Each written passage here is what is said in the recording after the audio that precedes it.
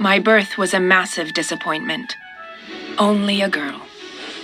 Not a successor to my father's throne. Women were mere pawns in men's power games. My father, King Henry VIII, had 6 wives. He needed a male heir. Divorces, executions, he even approved the dissolution of the Roman Catholic Church. This made him an enemy of the Pope and Catholic Spain. At the end, my father just had 3 children. My half-brother Edward, who died early, my older half-sister Mary, and me. I was sent away as a child, to the country. I wanted to have the best teachers, and I got them. I could speak 6 different languages. I studied ancient classics, mastered rhetoric, and loved mathematics. My half-sister Mary ascended the throne, and my nightmare began. She actually locked me up. Every day, I expected death to come. So many had already been executed in this place. Mary wanted England to be Catholic again, and I was standing in her way. For I was next in line to the throne, and God knows, no friend to her church. Lying wasn't hard for me. Her faith didn't matter to me. I wanted to live. She believed me and let me go.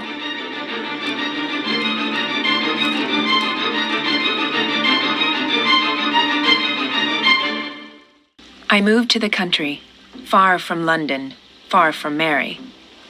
From this remote place, I learned that she and her husband, the Spanish king, were expecting a child. But instead of an heir to the throne, she got ulcers. And then came the news that changed everything.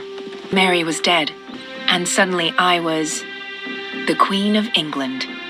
I inherited a difficult legacy, but I could have hardly expected it.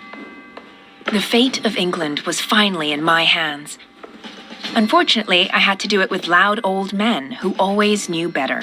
Majesty, it is about the welfare of England, about an heir to the throne. Either I go to bed with Spain or perhaps with France. The main thing is that you get your heir to the throne soon. Male and legitimate. Shut your mouth. England doesn't need a Spaniard, nor an impertinent Secretary of State who dares to try and tell his queen whom she shall marry or not. Robert, if there were a man in my life, then he was it. I had enough suitors. Philip of Spain, unfortunately too Catholic. My handsome Swede, Eric, couldn't wait. Emperor Ivan, a bit too horrible. Et voilà, Francois, my cute little French frog.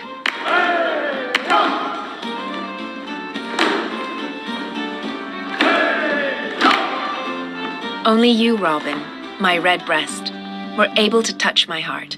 Madam, forgive me. I have bad news. Mary of Scotland has given birth to a son. I don't need to tell you what that means. Mary Stuart, my Catholic cousin, Queen of Scotland. Mary and her followers wouldn't rest until she or her son were wearing the English crown.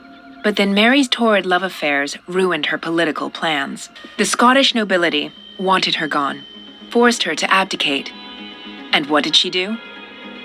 She actually fled from her own kingdom and suddenly appeared in England and asked me, of all people, for help. I had saved Mary from the Tower, given her a castle and servants. All the time she was working together with the Pope and the Spanish king. They were all in it together, planning to overthrow me, or even to kill me. I didn't want it to be true. But Walsingham delivered the evidence. Just my signature was needed to send her to the gallows. England needed me now, for Spain was declaring war on us. Revenge for Mary Stuart was only a pretext. It was about ruling the seas. How quickly the world turns. The Spanish king, who once asked for my hand, sent his navy to destroy me. The battle raged just off our coastline.